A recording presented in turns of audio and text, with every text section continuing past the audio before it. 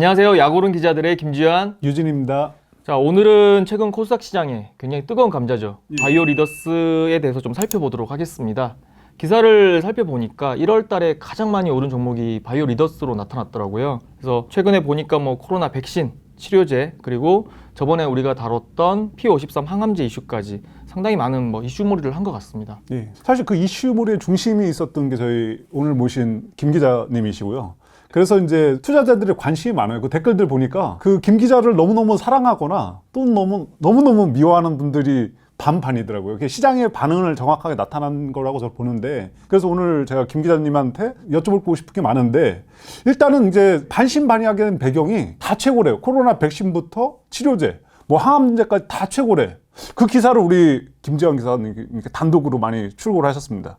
사실 부풀리고 싶은 생각도 없었고 밀어주고 싶은 생각도 없었고 실제 취재하니까 그렇게 나왔거든요. 사실 투자자들 입장에서는 아니 이런 코스닥의 듣보잡 회사가 항암제 그리고 코로나 치료제, 코로나 백신 물론 동물 실험 결과기는 하지만 이 세 개의 각기 다른 파이프라인을 들고 왔고 이거 모두가 다 나름 성과가 있다라고 하니까 조금 그런 생각은 한 것 같아요. 근데 아마 제 얘기를 조금 더 들어보시면 생각이 바뀌실 수도 있을 것 같습니다. 저는 들을 준비가 돼 있습니다. 오늘 잘 설명해 주시고, 일단 이제 가장 궁금한 게 이제 가장 최근 이슈였잖아요. 화이자 백신을 압도하는 이제 오미크론 효과를 내는 백신을 후보 물질에 찾았다고. 그게 좀 자세한 설명이 필요할 것 같은데요. 그러니까 간단하게 숫자를 좀 얘기 드리면 백신을 맞게 되면 이제 그 백신 효과를 가늠하는 게 중화 항체가라는 게 있습니다. 이게 숫자가 높으면 높을수록 항체가 이제 강하게 형성이 돼서 어떤 바이러스로부터 어떤 면역이 가능하다라는 건데, 네이처 논문에 따르면 화이자 그 코로나 백신 굉장히 가장 글로벌리 많이 쓰이고 있지 않습니까? 지금 가장 또 유명하고 변이 바이러스에 대한 중화 항체가가 300에서 500 정도로 나왔어요. 근데 이제 바이오 리더스의 그 코로나 백신 후보 물질 같은 경우에는 경북대학교에서 동물 실험했는데 중화 항체가가 5,000이 나왔습니다. 그래서 숫자로만 따지면 한 10배 이상 나왔는데, 제가 이미지 하나 가지고 나왔거든요. 이 이미지 한번 보시게 되면 요 밑에 이제 각각의 이제 백신에 따라서 숫자가 좀 다르죠. 이게 이제 변이 바이러스를 나타내는 거거든요. 이거에 대한 중앙항체가인데 320, 157, 355, 343, 331, 제일 높은 게 502. 그러니까 전체적으로 효과가 좀 미미했다. 또 반대로는 또 바이오 리더스는 이런 변이에 굉장히 효능이 좋았다. 이렇게 볼 수 있는 거죠. 일단 500, 5천 이제 숫자는 좋은데 이게 이 의미가 중요한 거잖아요. 그래서 좀 더 이게 자세한 설명이 필요할 것 같은데 이해하기 쉽게끔 설명 부탁드립니다. 아까 말씀드렸듯이 이제 백신 맞으면 이제 항체가 생기는데 이게 이제 많이 생기면 숫자가 높아져요. 그래서 보통 우리가 일반적으로 기준으로 하나 말씀드리면 중항체가가 1000 이상이면 높은 수준의 백신으로 우리가 평가를 합니다. 근데 화이자 같은 경우에는 그런 측면에서 봤을 때 변이는 좀 약하고 바이오 리더스 백신 후보 물질 같은 경우에는 굉장히 강력한 어떤 백신 효과를 나타냈다. 이렇게 정리를 할 수 있을 것 같아요. 근데 요즘 투자자들이 똑똑하셔요. 단순 비교하면 안 돼요. 왜냐하면 지금 이게 비교가 이게 같은 동물 실험 이렇게 비교한 게 아니잖아요.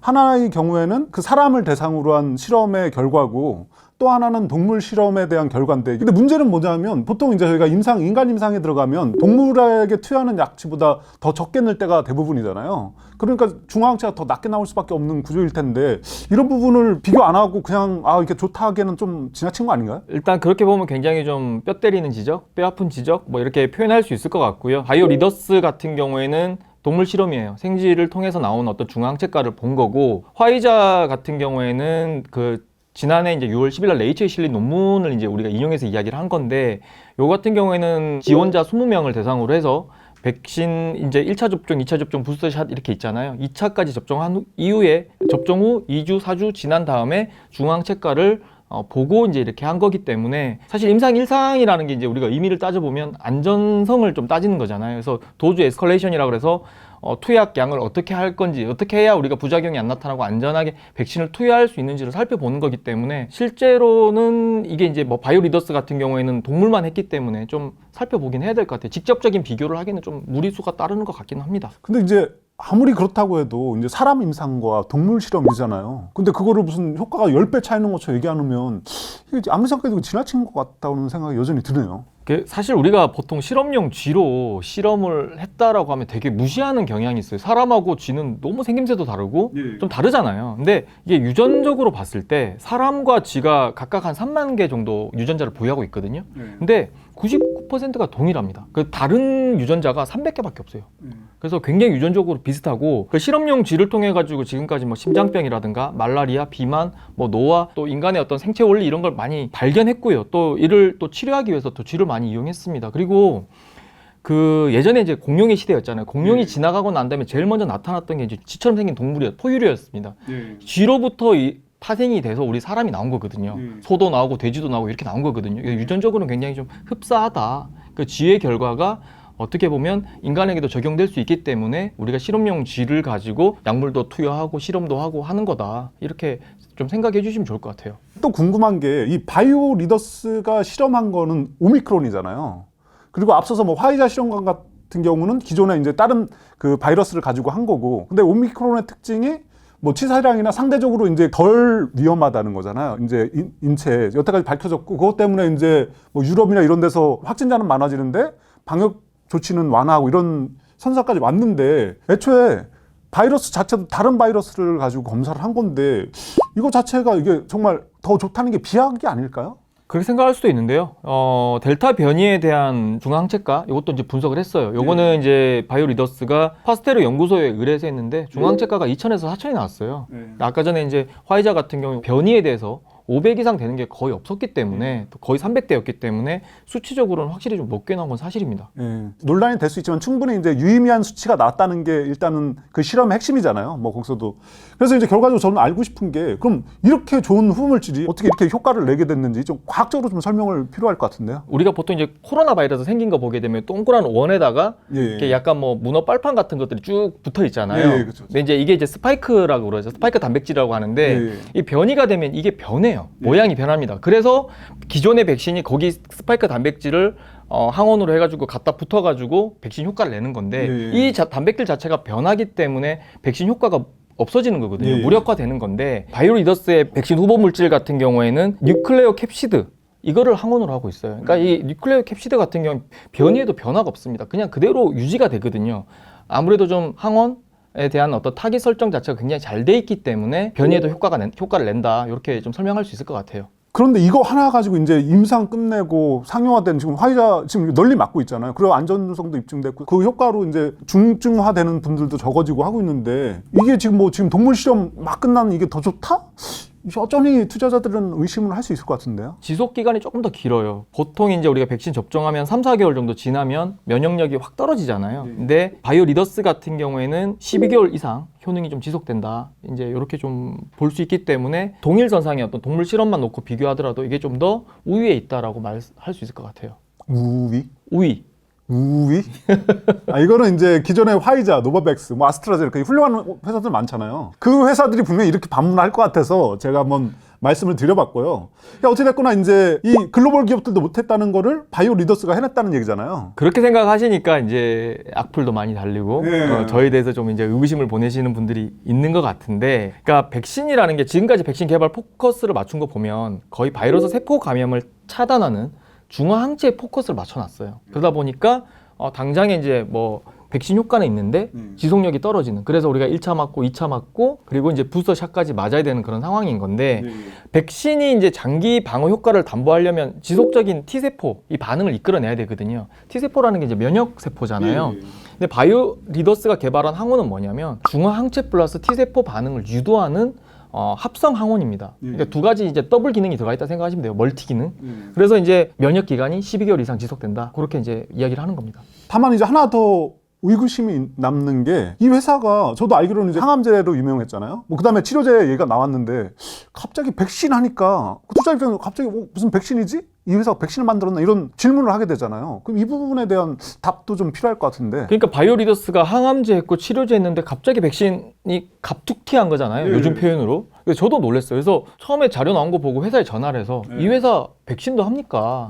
그러니까 이제 회사 측에서 하는 얘기는 크게 주력이 아니었고 또 이게 크게 또 잘 될 걸로 생각을 안 해서 홍보를 거의 안 했대요. 실제 바이오리더스 그 IR 북에 보게 되면 그 파이프라인 소개하는 페이지 있죠. 그냥 그 표시만 있고 그 후보 물질에 대한 소개가 하나도 없습니다.